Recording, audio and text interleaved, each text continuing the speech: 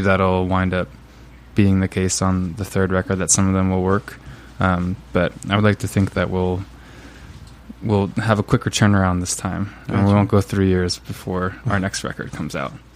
Well, I mean, that's there's a lot, just as, you know, I don't write songs, but I'm a writer, and, you know, you put a lot of time and effort into creating something, and you may decide it doesn't fit whatever you're putting together. You may decide that, you know, but there's got to be some element of, you know, you spent the time to write these songs and all that. Is there any desire to put them out in some form? Like, you know, there's not so much the idea of B-sides anymore, but, you know, they can be released digitally or something like that. Yeah, yeah, perhaps. I mean, sometimes old songs.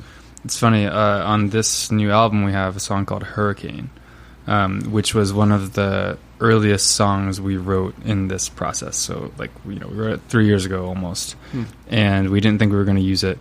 And then, for whatever reason, Frederick, our guitar player, kind of had this new arrangement of it that he was messing around with. For whatever reason, he just got some kind of inspiration and had this like piano and vocal version of the song, and hearing it in that instrumentation kind of made everything click for us with that song on this album, and we realized that it had to be a part of it.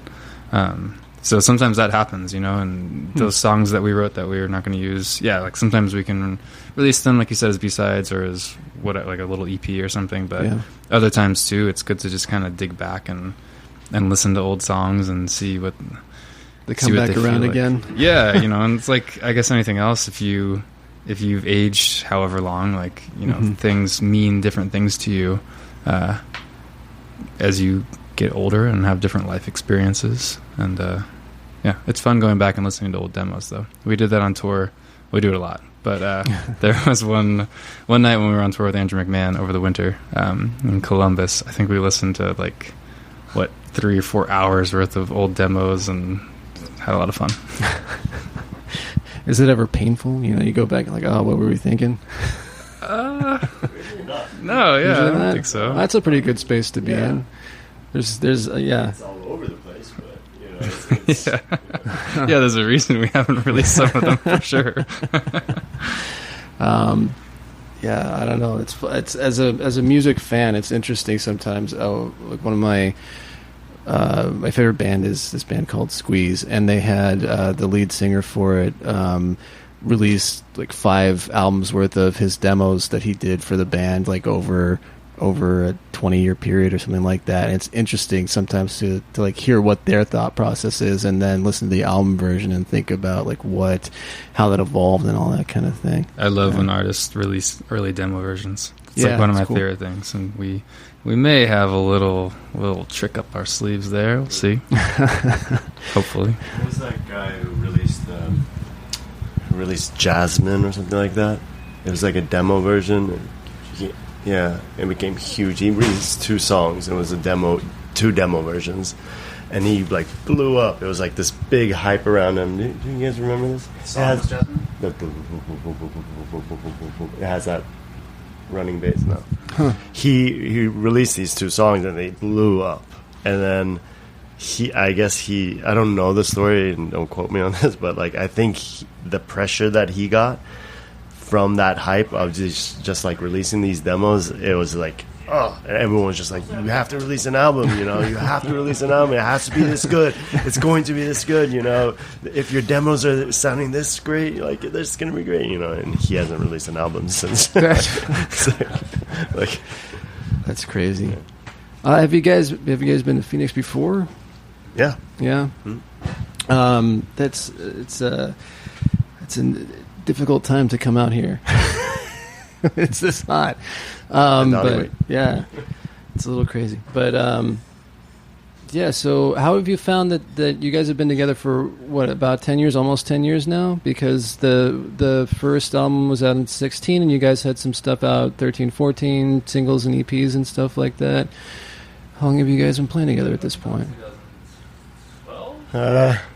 Really? 7 years. Yeah, 7 years-ish. 7 years. Yeah. So it's getting there, almost a decade. How do you guys feel like your dynamic has started to blow your minds? Yeah, come on. really put it in perspective.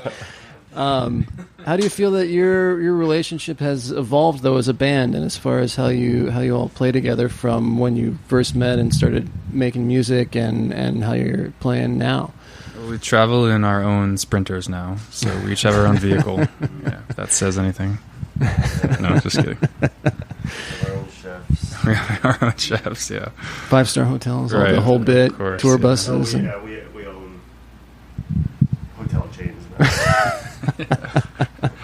Pretty much the same. Yeah, I don't know. I guess you're saying the dynamic, like musically. Yeah, personally, too? like with how you guys fit in together, and yeah. I mean, our personalities, I feel like have maybe changed a little bit and stayed the same in other ways. But musically, I think the new album, it's pretty obvious. It's a lot different than the first because we don't have a lot of the same program drums. We don't have a lot of the same synthesizers that we had on the first record. Which we still love and we still play those songs live, but the new record is just a more organic instrumentation, so it has a lot of like upright piano and real drums and acoustic guitars, and so that's kind of changed our outlook on how we're going to perform live and how we're actually going to perform our old songs live too. Gotcha. But it's a nice kind of breath of fresh air, and it allows us to kind of change things up a little bit, and I hope the fans like the new versions too. I think one thing that's kind of changed is that, like we said before, is that in the beginning stage we kind of got like thrown into this big crazy world, and it was hard to take things, appreciate everything because it was just going by so fast, and we played a bunch of shows that I wish that I could just like actually take it in fully.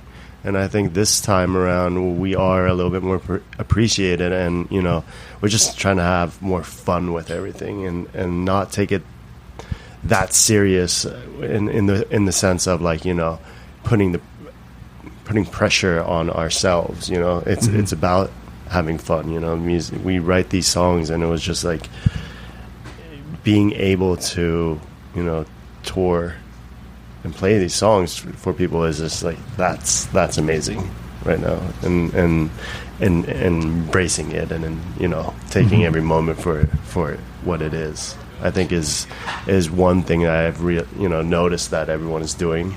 Don't take anything for granted, because you don't play every show like it's your last, and that's the kind of motto. You never know. Yeah, you never know.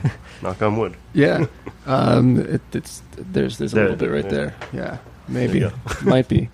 But I think one of the things I'm getting at is that 7 years for a band is a really long time. Bands seem to age in like dog years. Some of them just burn out really quick, and it's. That is good.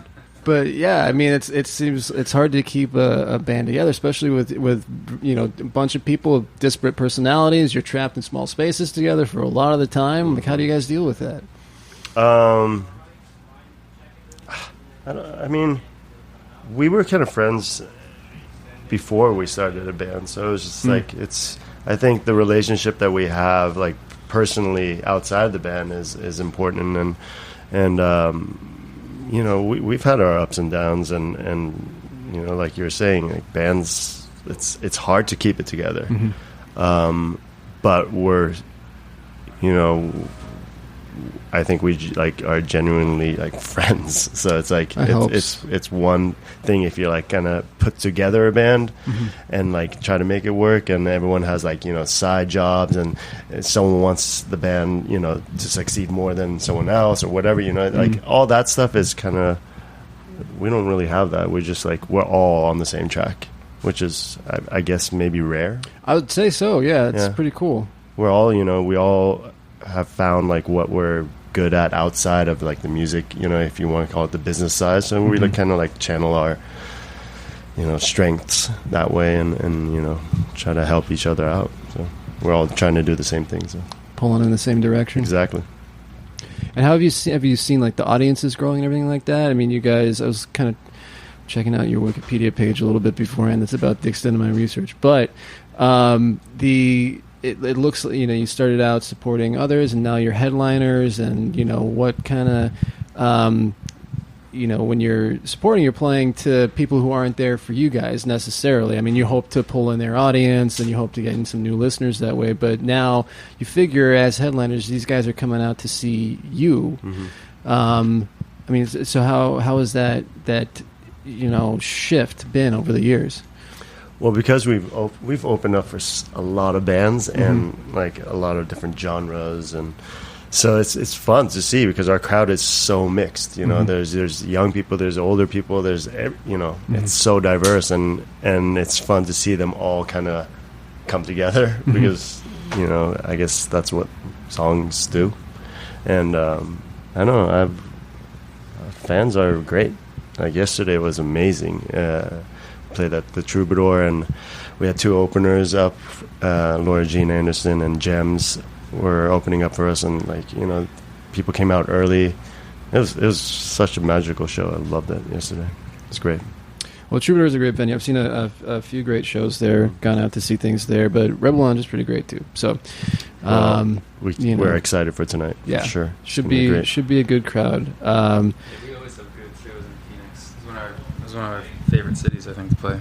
Nice. We've done good plug. Yeah, truly. Pot of Gold, we played a few years back, and that was a blast. I'll never forget how many people we met after that show. There was a line of fans to meet us after we played, and it's just it's the best feeling in the world to think that your music could have some kind of it sounds cliche to say, but that's that it could reach people and that they like your songs, and then see something like that, and it's great. It's really, really amazing. But yeah, we were here in January too, and we played at the Van Buren, opening up for Andrew McMahon and Floor. That was fun, and we've been here many other times as well. Very cool. Well, I know you guys got to get the sound check and all of that kind of thing, so thank you all so much for talking to me. Good luck with the show tonight, and good luck with the new album. Thanks, man. Yeah, thanks for chatting with us. Yeah.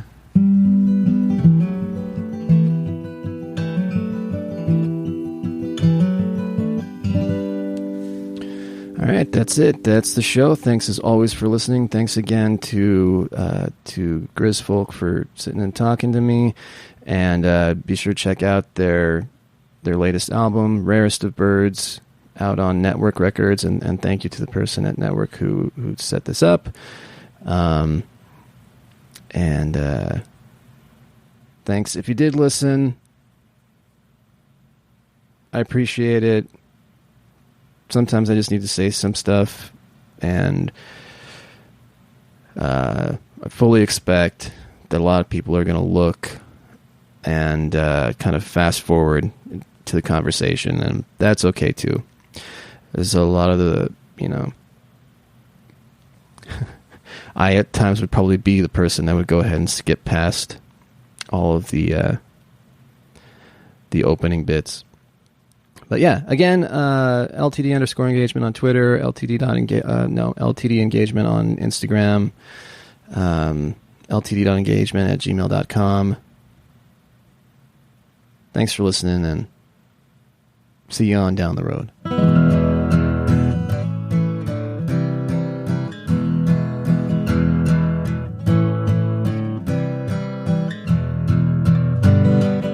This has been a Hoot and Waddle production. If you enjoyed this podcast, why not check out one of our other fine podcasts available from hootandwaddle.com, Apple Podcasts, Spotify, Stitcher, or any number of podcast apps.